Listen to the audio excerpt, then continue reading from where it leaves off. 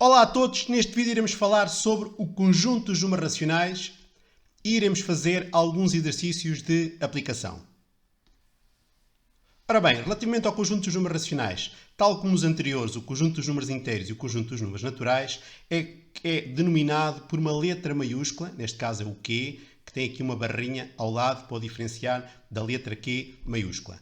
O que é composto? É composto pela divisão, pela fração de dois números inteiros em que o denominador necessariamente tem que ser diferente de zero. A fração denomina-se por A sobre B, sendo A o numerador e B o denominador, em que o B necessariamente terá então, como referi, ter que ser diferente de zero. Dois cenários possíveis. Se o resultado dessa fração for o número inteiro, cá está, o conjunto dos números racionais contém o seu anterior, conjunto maior anterior, que é o conjunto dos números inteiros, será um número inteiro. Existem infinitas frações cuja divisão de dois números inteiros dá um número inteiro. E agora surge então aqui uma outra opção. Em reunião, o conjunto novo que dá origem ao conjunto dos números racionais, que é o conjunto dos números fracionários. Quando o resultado de uma fração, e agora tenha atenção, não confundir fração com número fracionário. Quando o resultado de uma fração não for um número inteiro, então estaremos perante um número fracionário. Por isso, fração é a divisão de dois números inteiros, pode dar um número inteiro ou não. Quando não der um número inteiro, então estamos perante um conjunto dos números fracionários. Este era o nosso ponto de partida inicial. O conjunto dos números naturais está dentro do conjunto dos números inteiros, como sabemos. Os naturais, o zero, todos os inteiros positivos.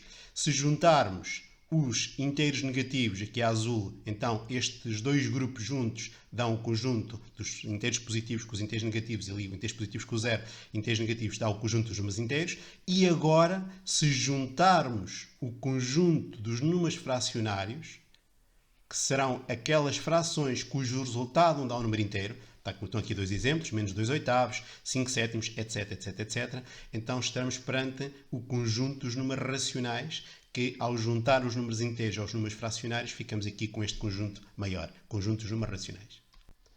Quer isto dizer então que, quando temos uma fração, existem estas três hipóteses que estão aqui. Eu lá em cima só falei em duas, mas vamos ver que elas se vão desdobrar aqui o caso dos números fracionários em dois casos diferentes.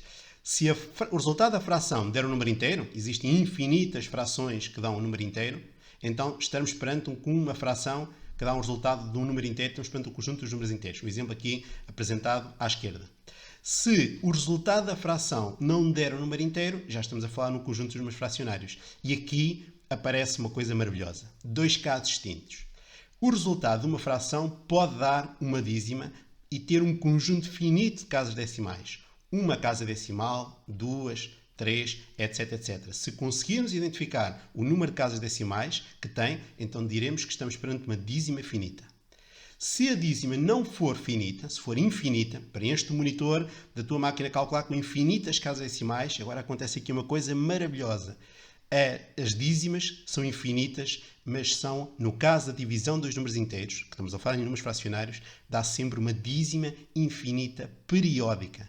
Há casos em que tu consegues ver o período, que é o conjunto de números que se está a repetir. Há outros casos que tu não consegues ver.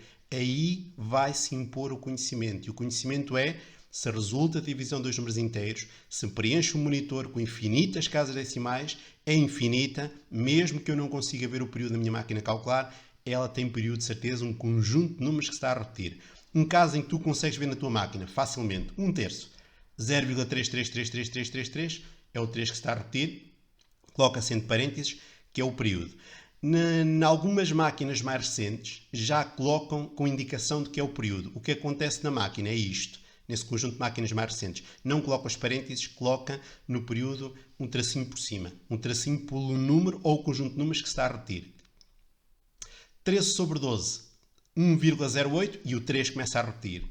7 sobre 11, 0,63, 63, 63, é o 63 que está a repetir. 5 sétimos, e agora só por curiosidade, vamos não à máquina científica, à máquina padrão, ou seja, igual à tua máquina de calcular, aqui estou a utilizar a máquina de calcular do computador, e vamos dividir 5 por 7. O que é que acontece?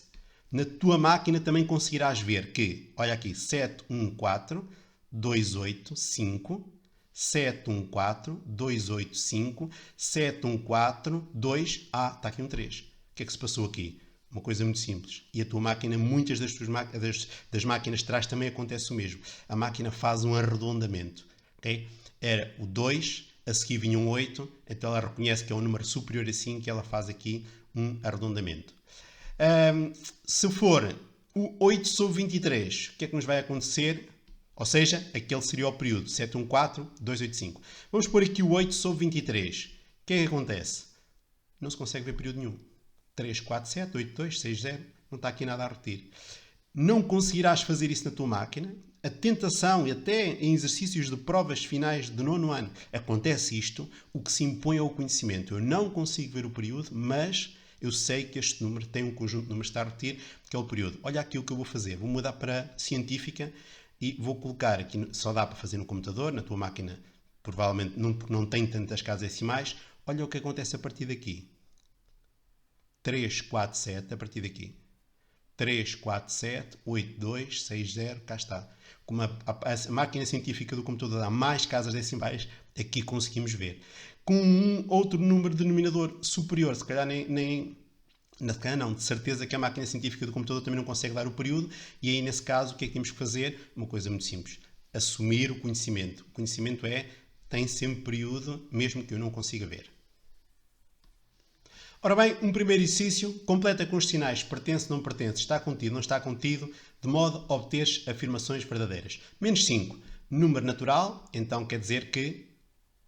Desculpem, menos 5, número inteiro, quer dizer que então pertence ao conjunto dos números racionais. Menos 5 oitavos, a fração não dá um número inteiro, quer dizer que pertence ao conjunto dos números fracionários.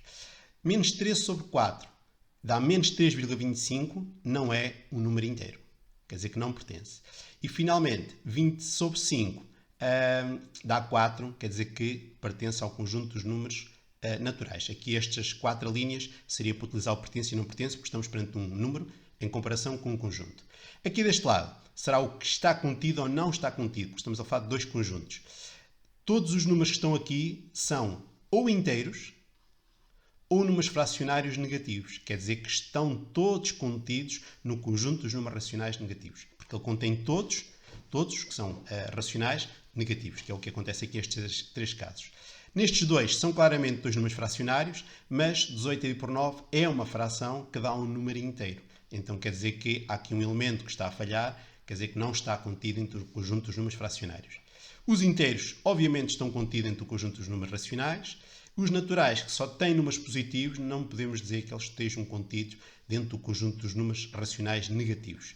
Finalmente, aqui em baixo, temos número 15 a dividir por 5 dá menos 3, número inteiro.